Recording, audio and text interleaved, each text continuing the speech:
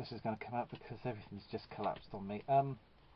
Just tried to check through on the first part of the video, and I do notice I'm looking about all over the place. If you see that, it's because I get lots of birds flying past, and I'm a bit concerned about some of them knocking into this window at times.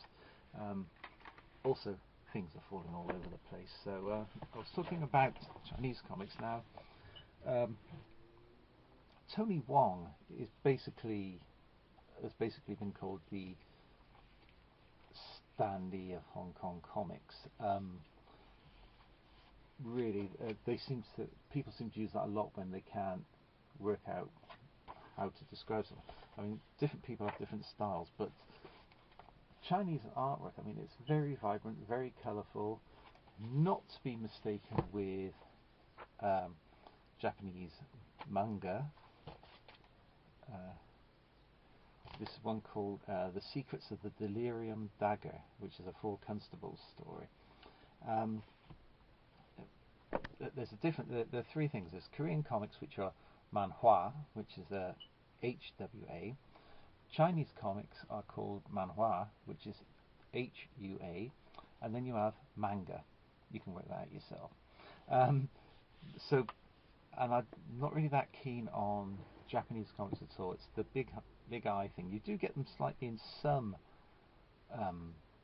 Chinese comics, but really the Japanese manga with the massive eyes, I just can't get into. That was Volume 3 I just showed you, and the reason for that is because the illustrator on the Four Constables is Andy Sito. Tony Wong is the director, because what they do in Hong Kong is they have a sort of studio factory way of doing things. You know, someone will actually draw figures, someone will draw the eyebrows, the eyes, the nose, someone will draw the hair, and it's all broken down a bit, so one sheet is done onto another one, which when you consider that some of them bring out comics of 100+ pages a week or whatever it is, that production really works. But this is the Four Constables, Secret of the Delirium Dagger, Volume 1, and if this shows up clearly on camera, you'll see what I mean about the really vibrant colours. Again, on Comic Bits Online, I've sort of shown bits and pieces of Chinese artwork and things like that. I've also explained the difference between manhwa, and manga, or manga as it should be called. And there's really bright, lovely colours in this thing. Volume 2, again, nice cover. And as I said, I've got so many different types of comics. Somebody did say at one point that I was spoilt for comics.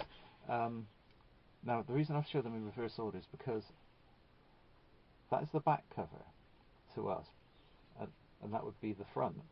But because it's Chinese and they do from right to left, it goes that way. So, you know, you got, as usual, if I can show this, I don't want to break these things because, you know, I've had them for a while, but you know, so you have you read it in basically that way. I think you'll understand what that principle is there. So that's why I got them in reverse order, because I wasn't paying much attention. The other one I'm a big fan of is a Chinese artist called Wing Xing Ma, and he did a series called The Chinese Hero. Again, I hope that comes out. And it's got all the sort of typical Chinese action and the lines and all the rest of the stuff in there. Some quite violent things. They were produced in English by Dr. Master Productions. They're going for quite a price now, which is ridiculous. I mean, they are very high grade quality glossy pages, fantastic reproduction, but as I said, I really like these things because of the quality of the artwork and also the style that they have in them.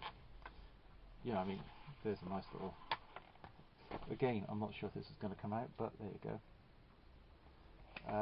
You know, they have this nice style to them, and I like them. You know, I'm trying to remember how many. The thing is, they are good quality printing and so on, but they are bloody heavy. The complete series is if I can remember. There's 8 in the series. So you know that you'll probably get them a lot easier somewhere in the States because they were published over there. It's I got them just through review, and then having to catch up on the series, I had to buy a couple later on.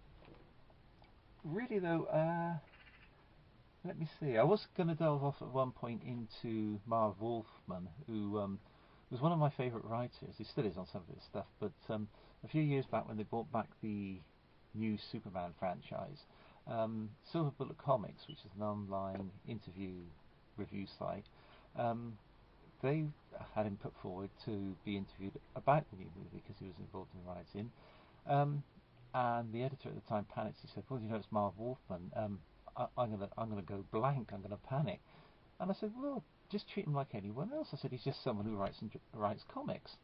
And this said, "Well, okay, then you can interview him." I thought, fair enough. You know, it's a movie coming out. That shouldn't be that difficult. Worst interview ever. So if you hear that noise in the background, that's a magpie. There's a bit of aggression going on here. So long as they don't fly at each other and come into my window. So I had a set number of questions based on the movie because they put him forward to promote the movie. First question, I can't really answer that. Non-disclosure. So I thought, well, okay, then I'll go asking the next question based on the clips that I'd seen and the publicity. He couldn't talk about that.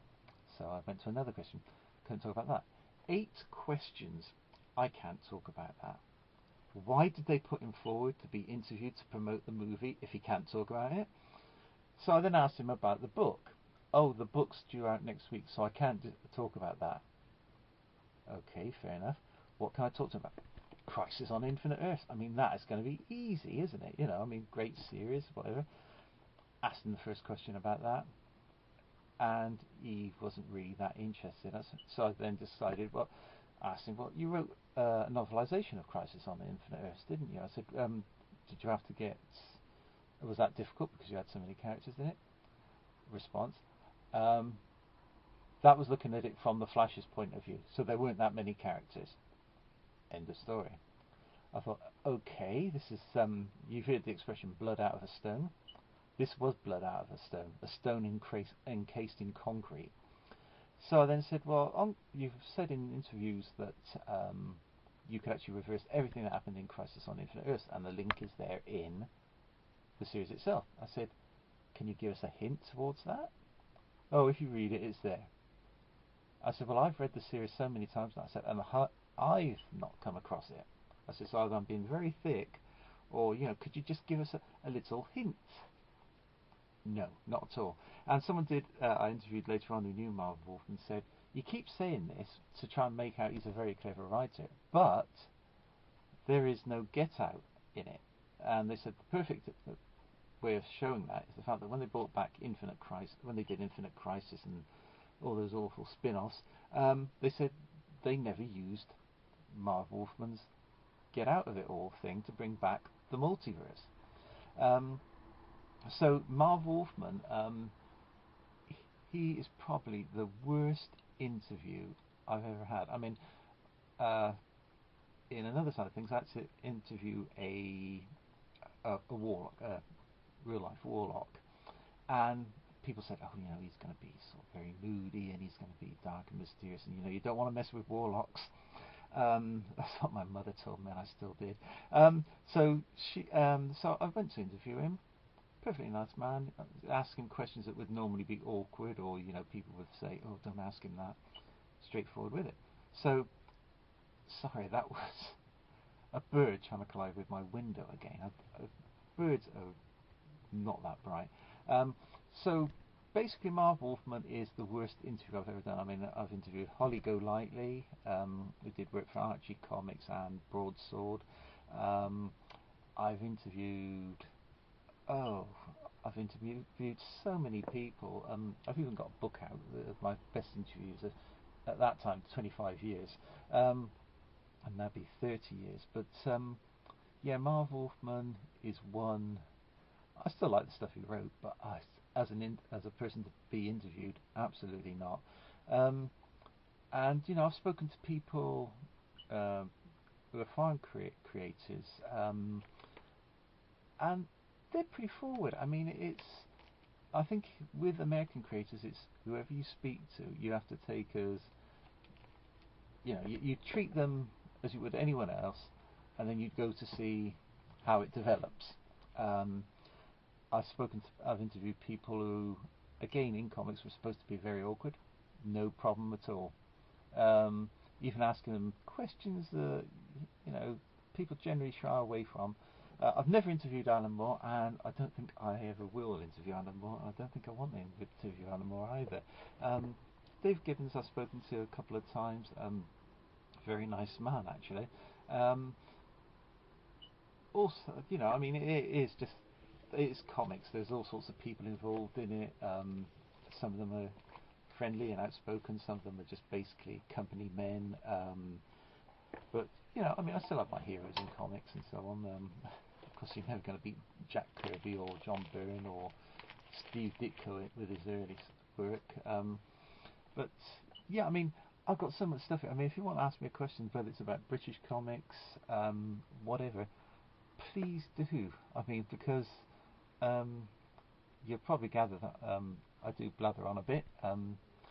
It's a problem most of us people who do these things tend to do.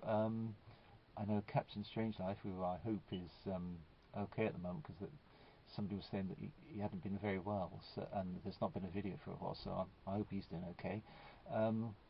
He said that he blathers on. I think Epi Collectibles has said that a couple of times that he rambles on a bit, and I know Costin Brandstar does, but I actually really like Costin Brandstar's look back at different comic series and so on, and there was a very good one he did on the Planetary collection from Wildstorm. So I'm not the only one out there. There are probably far better and more interesting people than me. I'm probably going to end this one now because I have no idea how long I've rambled on for. So yeah, if you've got any questions, just ask me, and I'll see if I can put a video together eventually. Maybe keep them a bit shorter and try and edit in bits of artwork towards it at the end or the beginning, so that you can see what I'm talking about. Okay, and hopefully that'll do it. So I'm now going to reach over very surreptitiously and switch off the camera.